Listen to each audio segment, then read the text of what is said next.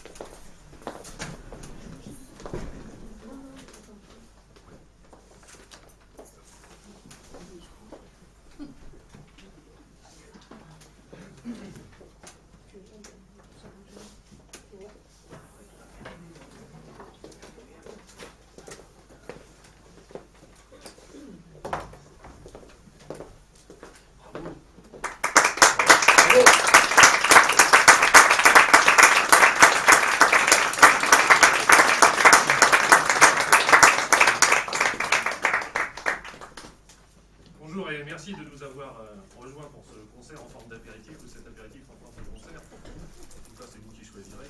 Nous sommes entre nous. Et voilà cette ville de Paris que nous connaissons tous parfaitement, sur laquelle il a été fait des milliards de chansons. Elle ne s'est pas toujours appelée la ville de Paris. Elle a eu des statuts administratifs bizarres. Elle s'est appelée le département de Paris, le département de la Seine, tout ça. Mais je voudrais qu'on commence cette séance entre nous avec une période fulgurante et formidable, dans le sens étymologique de ces deux termes, période pendant laquelle cette ville s'est appelée la Commune de Paris. Voici une chanson d'Eugène Potier qui, dont le titre est un clin d'œil à un autre grand révolutionnaire et amoureux de Paris qui a beaucoup écrit sur cette ville, il s'appelle Jules Vallès. Cette chanson s'appelle L'Insurgé.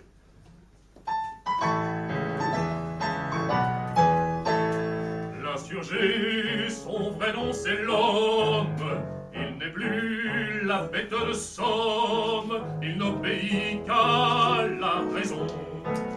Il marche avec confiance, car le soleil de la science se lève rouge à l'horizon. Devant toi, misère sauvage, devant toi, pesant esclavage, l'insurgé se dresse, le fusil chargé.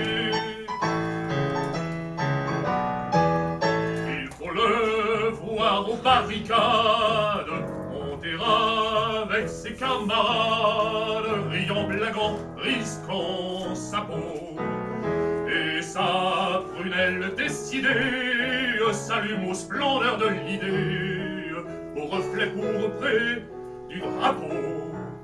Devant toi, misère sauvage, devant toi, pesant esclavage, l'insurgé se dresse, le fusil chargé. Il connaît notre mère aimante, la planète qui se lamente sous le joug individuel. Il veut organiser le monde pour que de sa mamelle ronde coule un bien-être universel. Devant toi, misère sauvage, devant toi, pesant esclavage, l'insurgé se dresse, le fusil chargé.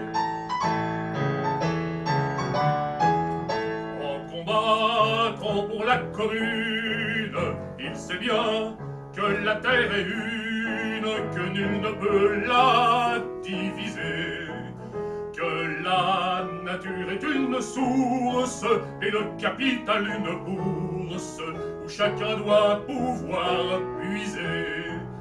Devant toi, misère sauvage, devant toi, pesant esclavage, l'insurgé se dresse, le fusil chargé.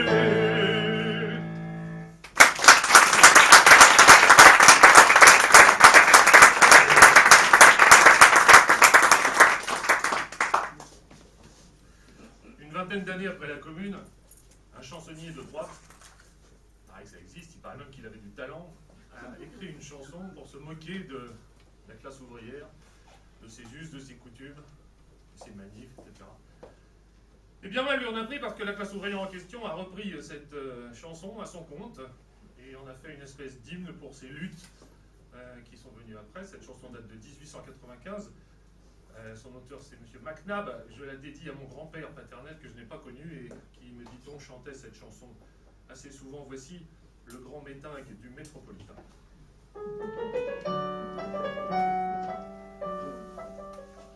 C'était hier, samedi jour de feuille, et le soleil se levait sur nos fronts. J'avais déjà vidé plus d'une bouteille, si bien que je m'étais jamais trouvé si rond. V'là ma bergère qui rapplique devant le zinc et me dit feignant, t'as donc lâché le turbin. Ouais que je suis fait, car je vais au métingue, au grand métingue du métropolitain. Oui que je suis fait, car je vais au métingue, au grand métingue du métropolitain.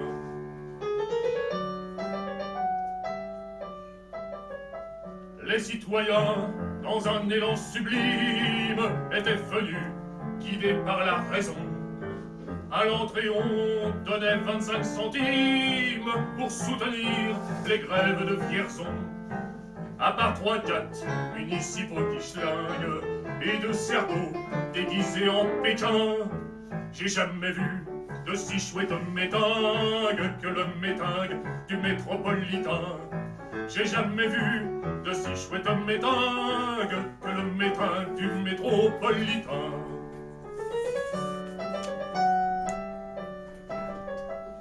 Il y avait Basly, le mineur indomptable, Jamilina, l'orgueil du pays. Ils sont tous deux montés sur une table pour mettre la question sur le tapis. Mais tout à coup, on entendit le bastringue. C'est un mouchard qui veut faire le malin. Il est venu pour troubler le métingue, le grand métingue du métropolitain. Il est venu pour troubler le métingue, le grand métingue du métropolitain.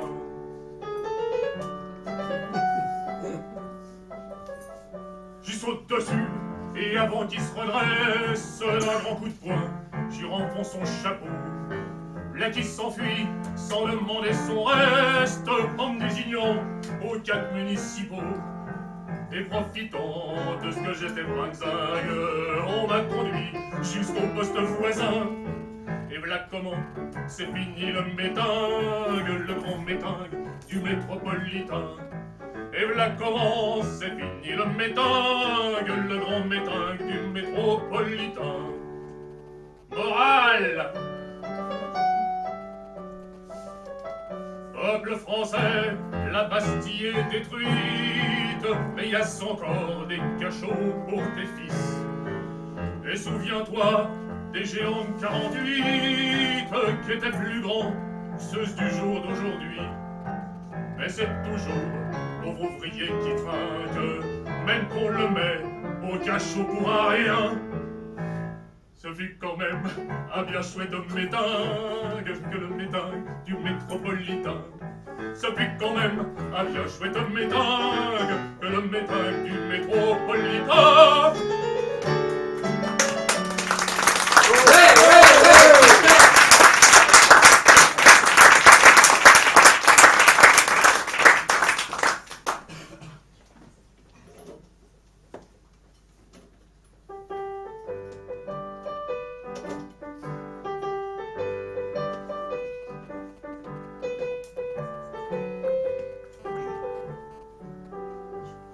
Sa maman s'appelait Flora, elle connaissait pas son papa. Alors on l'a mise à l'école à Batignolles.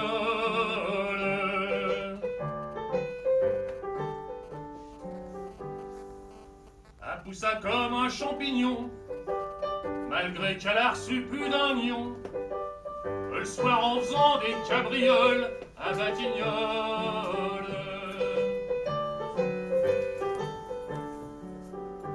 Elle avait des manières très bien, elle était coiffée à la chien.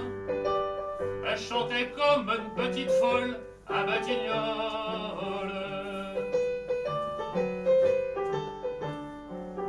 Quand elle se baladait sous le ciel bleu, avec ses cheveux couleur de feu, on aurait dit une auréole à Batignolles.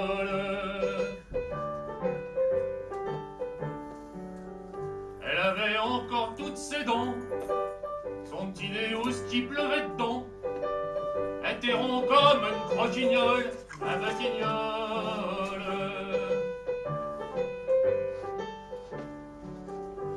Elle buvait pas trop, mais assez, et quand elle vous soufflait dans le nez, on croyait renifler du pétrole à Batignolles.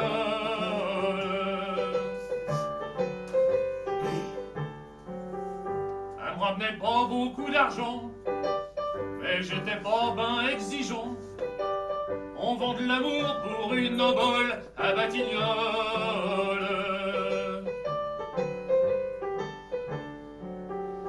Je l'ai aimé autant que j'ai pu, mais j'ai pu lorsque j'ai su qu'elle me trompait avec Anatole à Batignolles.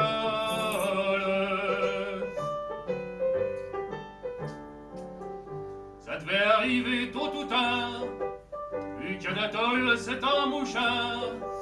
La marmite aime bien la casserole à Batignolles.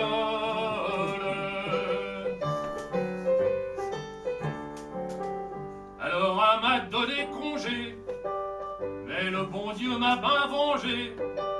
Elle va mourir de la variole à Batignolles.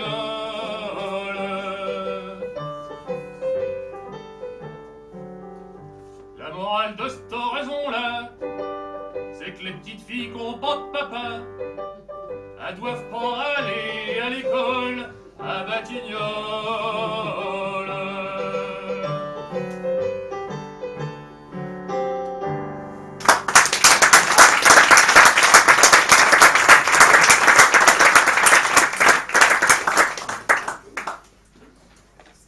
Oui, évidemment, on ne peut pas parler de Paris sans passer par Aristide Bruand, ce que nous venons de faire à l'instant. Maintenant, en hommage à un monsieur très important dans l'histoire parisienne, il avait le nom de famille le plus beau du monde, puisqu'il s'appelait Bienvenu. Il avait le prénom le plus corne-cul du monde, puisqu'il s'appelait Fulgence. Et c'est l'homme qui a créé, vous le savez tous, le Métropolitain, dont nous avons parlé il y a quelques minutes. Et pour lui rendre hommage, cette chanson créée par Ranem en 1906, et qui constitue, vous en conviendrez avec moi, un des sommets de la culture française du début du XXe siècle. Voici Le Trou de mon cœur.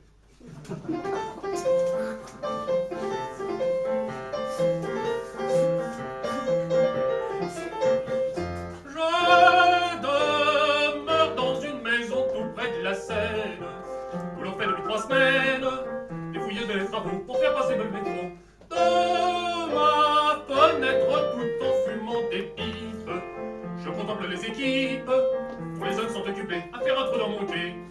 Et si vous voulez mon adresse, c'est pas difficile à trouver, afin que chacun la connaisse. En 2 mots, je vais vous renseigner. Il y a un quai dans ma rue, et il y a un trou dans mon quai, et vous pourrez contempler et la vue du quai de ma rue, du trou de mon quai.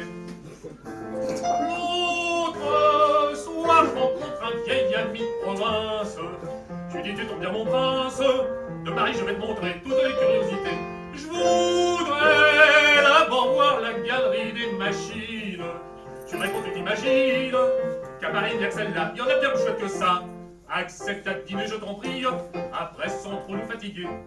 Je te ferai voir une galerie qui à coup sûr va t'épater. Il y a un quai dans ma rue, et il y a un trou dans mon quai. Tu pourras sans te fatiguer voir la vue du quai de ma rue, et c'est du trou de mon quai. Mais hélas, ici bas la joie n'est qu'un leurre, et l'on m'a dit tout à l'heure que les travaux de terrassement vont se terminer rapidement. Ça sera dur pour moi qu'on avait l'habitude, et ça va paraître rude quand le dernier coup de pelle donné, le trou sera bouché. Adieu joie des rêves nocturnes, adieu soirée d'activité. Comme autrefois seul dans ma turne, je n'aurais hélas plus qu'à chanter. Il y a un quai dans ma rue, mais il n'y a plus de trou dans mon quai, et je n'aurais pour consoler que la vue du quai de ma rue, vu qu'il n'y a plus de trou de mon quai. Bravo!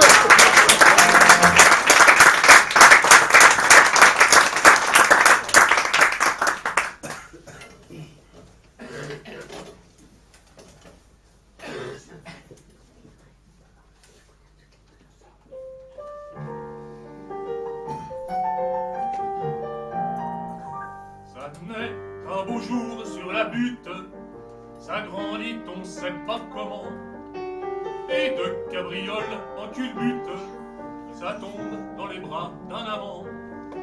Un joli petit gars de mon maître, au-dessous de frites un beau jour, l'initie aux joies de l'amour, place du tertre.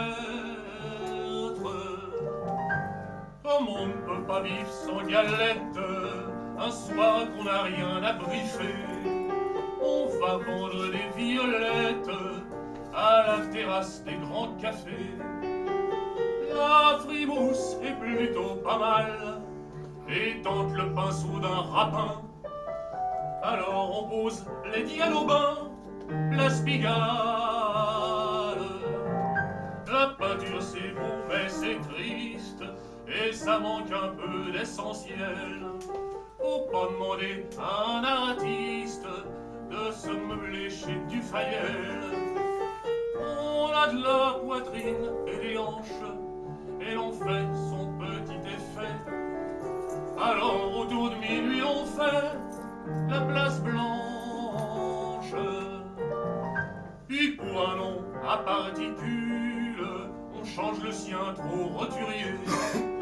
On brode une couronne majuscule sur son bicéphale armorié. On devient Gisèle de Brantôme ou Sophie de Pont-à-Mousson, et l'on promène son écusson place Vendôme. Mais ça dure le temps d'un caprice, un constant pari s'est lassé et passe à d'autres exercices, délaissant le joujou cassé.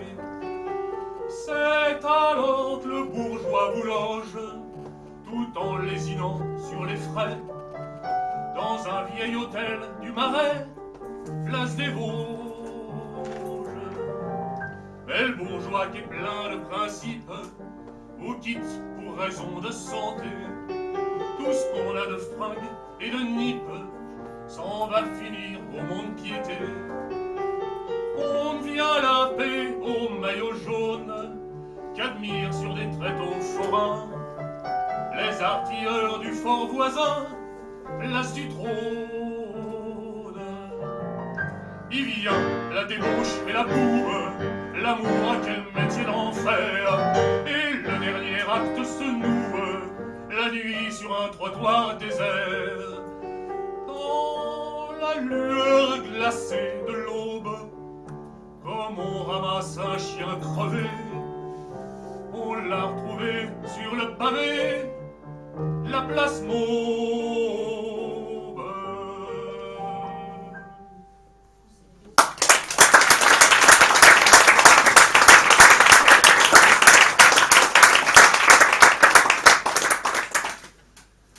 C'est Bruyant qui a créé cette chanson dans les années 1910.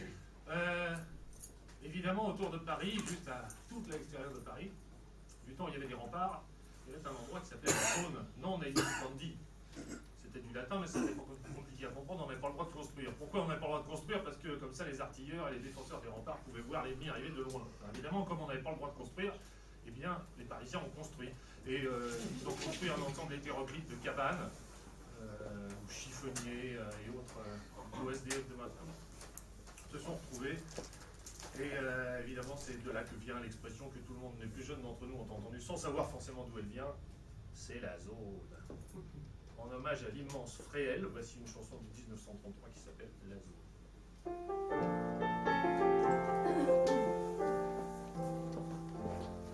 Il y a des tas de citoyens amoureux de la nature et qui n'ont pas les moyens de voyager. Ils ne connaissent seulement par la littérature la rive où fleurit le Ranger. Ils ne rêvent que d'aller dans les Landes en Bretagne et dans des auberges à coups de fusil, sans se douter qu'il existe un vrai pays de cocagne à 10 cm de Paris. Sur la zone, mieux que sur un trône, on est plus heureux que des rois. On pratique la vraie république, vivant sans contrainte et sans loi. Y a pas de riche et tout le monde a sa niche, et son petit jardin tout pareil. Ses 3 pots de géranium et sa part de soleil sur la zone. On n'a pas des palaces en marbre de Carrare avec des dorures au balcon. On habitent des cabanes faites en boîte à cigares avec des toitures en carton. Y a pas besoin de crâner dans son automobile pour qu'une poule vous tombe dans les bras. Les amours sont plus belles et beaucoup plus faciles qu'avec des stars de cinéma. Sur la zone, y a pas de sable jaune, de parasol ou bien de mer azur. On s'invite à bouffer de la frite autour d'un tranquille de vin pur. Sous la brise, on peut à sa guise s'endormir à poil au soleil, tout comme les nudistes à Nice ou Beau Soleil sur la zone. Y a des tas d'ambitieux qui s'acharnent à la peine pour ramasser 300 000 francs. De quoi s'acheter plus tard un Castel en Touraine, faut vraiment pas être au courant. Y a qu'à se pointer comme ça tout bêtement un dimanche avec ses planches et ses outils. Pour se construire soi-même sa villa des Pervenches ou son petit chalet, ça me suffit. Sur la zone, c'est le péril jaune, les moutards poussent comme des Chinois. On oublie l'hydrothérapie quand on prend son eau sur son toit. Faut s'y faire et chez les aunières, on chuchote en se montrant du doigt. Celles qu'on pas tous les ans, deux moujingues à la fois, sur la zone.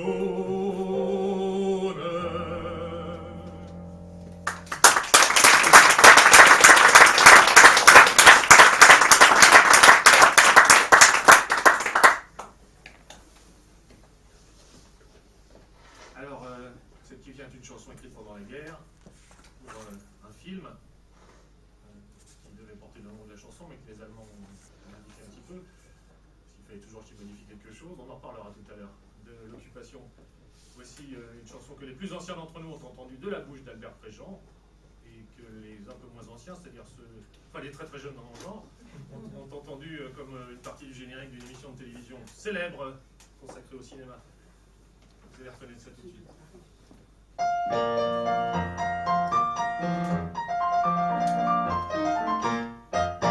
Il y a des gens qui font des chansons sur le milieu, ah quelle rigolade! Ils ne savent pas comment nous vivons et racontent sur nous les scènes. J'en ai fait une à ma façon et je vous le dis sans fanfaronnade. Ça ne casse rien, mais l'air est très bien et vous reprendrez tous au refrain. La valse à Tédé de Montmartre, au son de l'accordéon vous donne le grand frisson. La valse à Tédé de Montmartre, on l'appelle Z et les yeux dans les yeux. La valse à Tédé de Montmartre, c'est la danse d'amour qui vous grise toujours. Dans tous les musettes, on la tourne sans frais. C'est la vraie, vraie, la vraie. Nous, en fait, on est bons bourgeois, tout ce qu'on veut, c'est pouvoir sur terre. En planquer un peu chaque fois pour se tirer vivement des affaires. Dans un bled avoir son chez-soi, enfin vivre comme des millionnaires.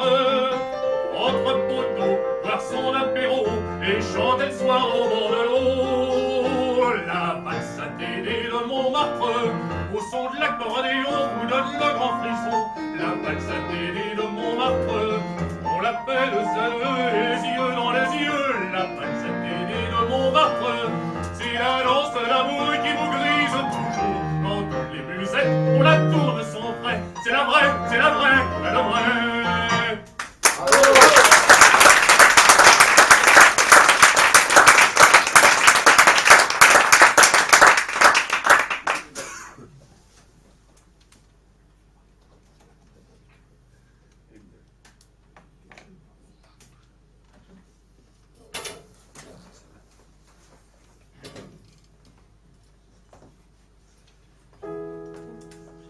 De la rue Saint-Vincent, un poète et une inconnue s'aimèrent l'espace d'un instant, mais il ne l'a jamais revue. Cette chanson il composa, espérant que son inconnue, un matin de printemps l'entendra, quelque part au coin d'une rue.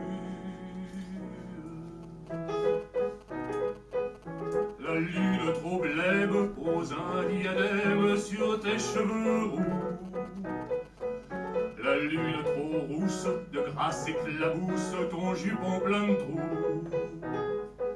La lune trop pâle souligne l'opale de tes yeux blasés.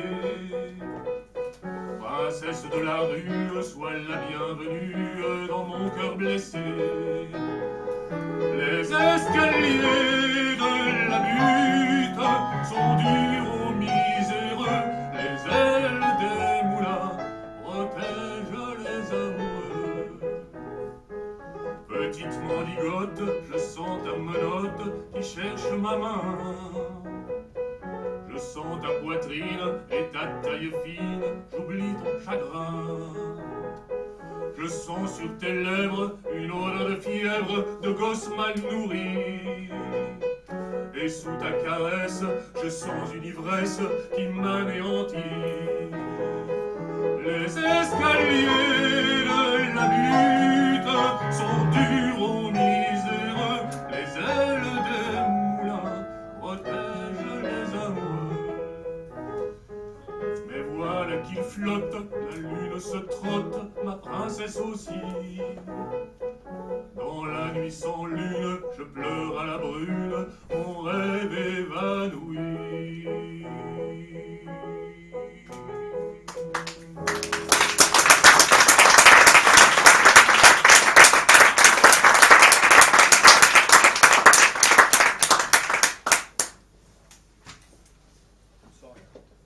On a parlé de l'occupation tout à l'heure.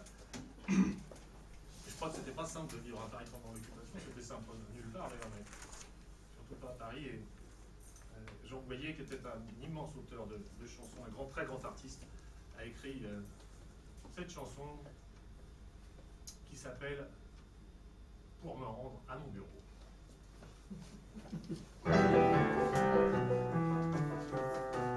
À mon bureau, j'avais acheté une auto, une jolie traction avant qui filait comme le vent. C'était en juillet 39, je me gonflais comme un bœuf dans ma fierté de bourgeois d'avoir une auto à moi. Mais 20 septembre, et je parcours la guerre. 9 mois plus tard, en revenant, réquisition de ma hanche chevaux légère, Frankfurt-Botton provisoirement. Pour me rendre à mon bureau, alors j'achète une moto, un joli vélo moteur faisant du 40 à l'heure, à cheval sur mon teuf-teuf, je m'en gonflais comme un bœuf dans ma fierté de bourgeois de rentrer si vite chez moi. Elle ne consommait presque pas d'essence, mais presque pas, c'est encore trop. Voilà qu'on me retire ma licence, j'ai dû revendre ma moto pour me rendre à mon bureau. Alors j'achète un vélo, un joli beau tout nickelé, avec une chaînette de clés, monté sur des pneus tout neufs. Je me gonflais comme un bœuf dans ma fierté de bourgeois d'avoir un vélo à moi. J'en ai eu coup sur coup, une douzaine, on me les volait périodiquement, et chacun de valant le prix d'une Citroën. Je fus ruiné très rapidement pour me rendre à mon bureau. Alors j'ai pris le métro, ça ne coûte pas très cher, puis il fait chaud l'hiver, Almayena et Marbeuf. Je me gonflais comme un bœuf dans ma fierté de bourgeois de rentrer si vite chez moi. Hélas, par économie de lumière, on a fermé quelques stations, et puis ce fut la ligne tout entière qu'on supprima sans rémission. Pour me rendre à mon bureau, j'ai pris de bons godillots, et je fais 4 fois par jour le trajet à pied aller-retour, les Tuileries, le Pont-Neuf. Je me gonflais comme un bœuf, fier de faire souffrir mes corps dans un si joli décor. Hélas, bientôt, je n'aurai plus de godasse, le cordonnier ne ressemelle plus. L'on âme prudente et perspicace, pour l'avenir j'ai tout prévu. Je vais apprendre demain à me tenir sur les mains. J'irai pas très vite bien sûr, mais je n'userai plus de chaussures. Voir le monde de pas en haut, c'est peut-être rigolo. J'y perdrai rien par surcroît, il est pas drôle à l'endroit.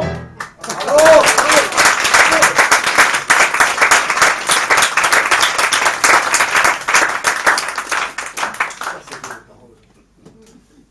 On a rendu hommage tout à l'heure en passant, enfin rendu hommage, j'ai évoqué, j'espère que l'hommage conviendra, Fréhel. Maintenant je voudrais évoquer l'immense Berthe Silva. C'est une belle chanson qui évoque le Paris des ouvrières, le Paris des taxis qu'on appelle encore les sapins, le Paris des agents débonnaires, un Paris peut-être idéal, peut-être disparu, je ne sais pas, enfin moi ça ressemble bien à mon Paris et moi. En tout cas, voici la valse du pavé.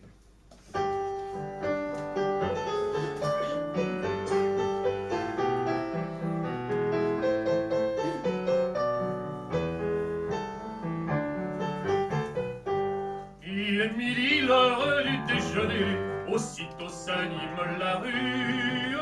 De tous côtés on quitte l'atelier, c'est une joyeuse cohue. Mais tout à coup l'on entend un violon au début de quelques ruelles. Subitement s'égrène une chanson qui grise les jeunes cervelles. C'est la valse du pavé que chante bientôt à tue-tête. Petites mains et midinettes aux jolies minoises étonnées. Elle sème la gaieté en travaillant, on la fredonne. Ça fait enrager la patronne. C'est la valse du pavé. Voici dimanche, enfin jour de repos, Polyte a touché sa quinzaine. Comme il appelle la tournée les bistrots, bientôt il chante à perdre haleine.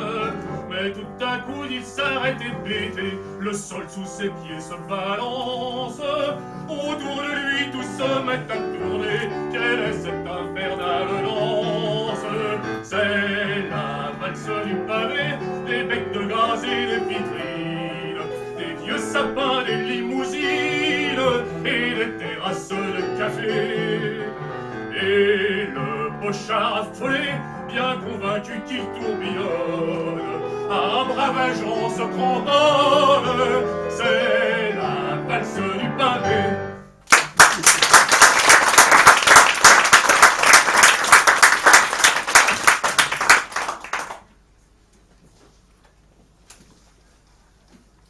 On va passer de Berthilva à Jean-Paul Sartre. Hein? Est-ce que nous sommes perdus? Est-ce que c'est moi qui suis perdu ou est-ce que c'est... Il y a un problème de partition, mais c'est... Ah non, pardon, on va pas passer du tout. Si, si, si. Non, pas du tout. Non, on reste sur la ligne. Non, Jean-Paul Sartre.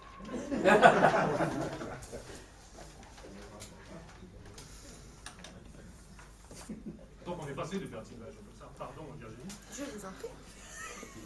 Et c'est une chanson dont Joseph Cosma a écrit la musique.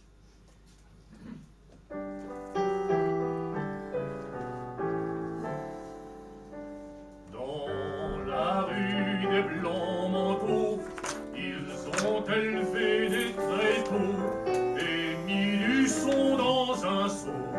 Et c'était un échafaud dans la rue des blancs manteaux.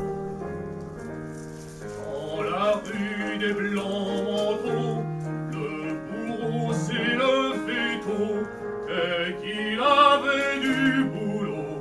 Faut qu'il coupe des généraux, des évêques, des amiraux dans la rue des blancs manteaux.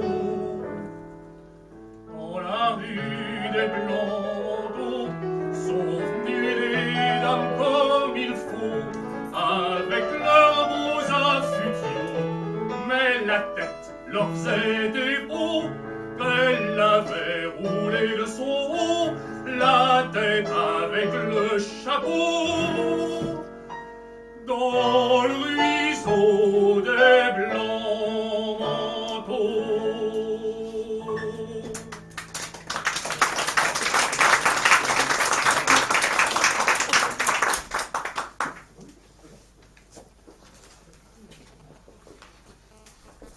Oui, Paris c'est du papier parisien, c'est aussi des provinciaux, c'est aussi des étrangers, même les Américains, il faut savoir. Et il y a beaucoup d'Américains dans Montparnasse, etc.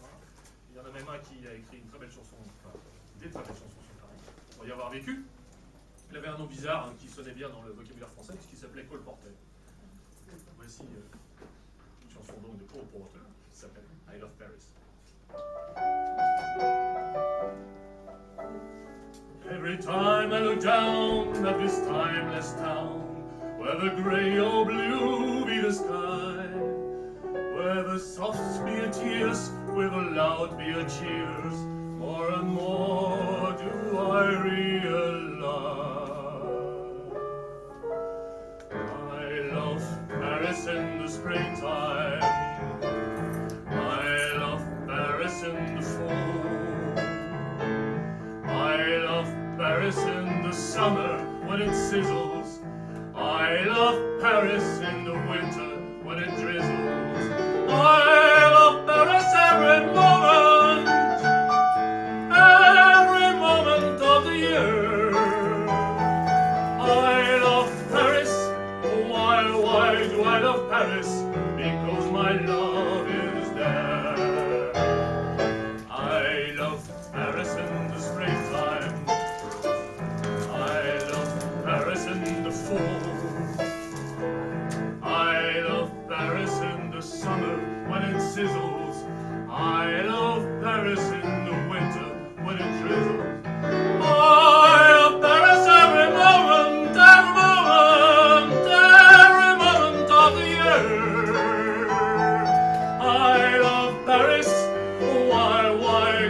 Paris, because my love is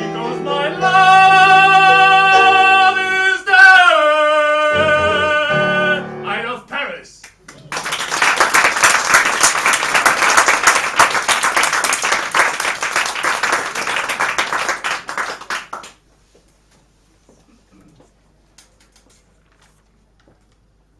Il y a quelqu'un au fond de la salle qui s'appelle Hervé Tourniquet et il m'a commandé une chanson comme ça, très vieille, très bonne et excellent et inappréciable ami.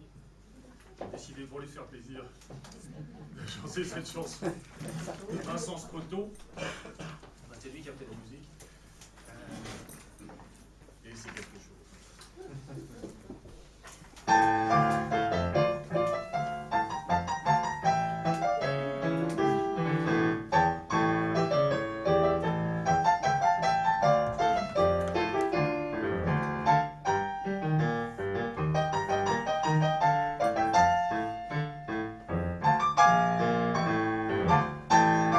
Depuis longtemps, elle l'avait dans la peau, c'est pourquoi sur le Sébasto, le soir le long des murs elle rampait en disant il faut que je l'aide. Un soir qu'il sortait de l'atelier, elle aborde à l'ouvrier et lui dit si on s'aimait, t'as de belles mirettes, tu me plais. L'ouvrier surpris lui dit je sais qu'on t'appelle la vipère du trottoir. Je sais combien tu fascines avec tes yeux noirs. Oh oui, je veux vivre désormais près de toi, pourvu que tu ne sois rien que moi. De tous, c'est toi seul que je préfère maintenant, dit-elle, tout en lui mordant les lèvres jusqu'au sang. Chérie, elle t'aimera toujours follement, la vipère. L'homme mordu par le venin du mal, il succomba, c'était fatal. Il quitta l'atelier lâchement, ses amis, sa vieille maman. Maintenant tu joues avec des filles et des voyous, et quand elle vient lui donner son argent et ses baisers, alors elle dit chérie c'est moi qu'on appelait la vipère du trottoir. Pour toi je vends mes baisers, mon corps chaque soir. Tu sais que mon cœur t'appartient tout, mon costaud. Je t'aime, car pour moi t'es le plus beau. Veux-tu que je vole pour te plaire, je le ferai. Je crois que si tu me le demandes, je tuerai. Chérie, elle sera ton esclave désormais, la vipère. V'là 8 jours que la vipère a fui, et maintenant toutes les nuits, dans Paris, il la cherche partout, prêt à lui faire un mauvais coup. Quand un soir il l'aperçoit soudain, il lui barre le chemin et lui dit reviens, sinon. Elle lui répondit non. Alors la sourit et dit je sais qu'on t'appelle la vipère du trottoir. Un autre s'est laissé prendre au miroir de tes yeux noirs.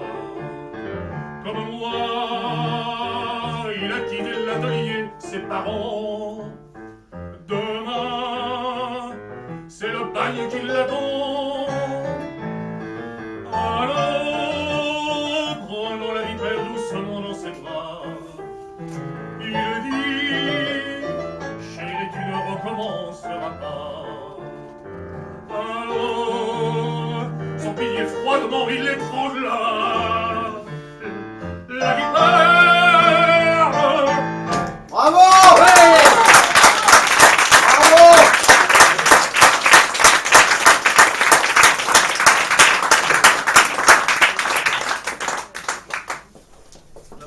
milieu, parce que ça s'appelle Paris ombre et lumière. Au milieu, le mi-temps. La pègre, c'est partie du tableau de Paris, malheureusement. Mais ne croyez pas qu'être caïd de la pègre, être un gars reconnu dans le milieu, ça soit de tout. D'abord, vous risquez un jour ou l'autre de vous faire alpaguer par les lardus, c'est bien ce que vous métier. En plus, il peut vous arriver des tas d'autres ennuis, dont ceux décrits dans cette chanson que créa d'une manière absolument inimitable Patachou, à laquelle je rends un hommage vibrant ici.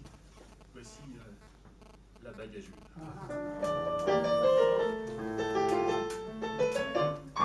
Il y a quelque chose qui ne tourne pas rond sur cette boule qu'on appelle la terre, car même ceux que nous admirons ne sont plus à l'abri de la misère. Tenez dans le milieu l'autre jour, à midi juste, à la pendule, ce bruit affreux n'a fait qu'un tour, on a fauché la bague à Jules. Jules, c'est un caïd, une terreur, un vrai costaud, presque un artiste, un gars qui fait jamais d'erreur, une mine d'or pour les journalistes, pour une fois qui se faisait masser de l'orteil à la clavicule, complètement nu comme vous pensez, on a fauché la bague à Jules. Une petite bague de rien du tout, 200 grammes d'or autour d'un diamant, et des saphirs un peu partout, seulement le bijou lui venait de madame, qui un jour ne sont gardés aux respectueuses qui déambulent. Elle dit, mesdames, c'est décidé, on va offrir la bague à Jules.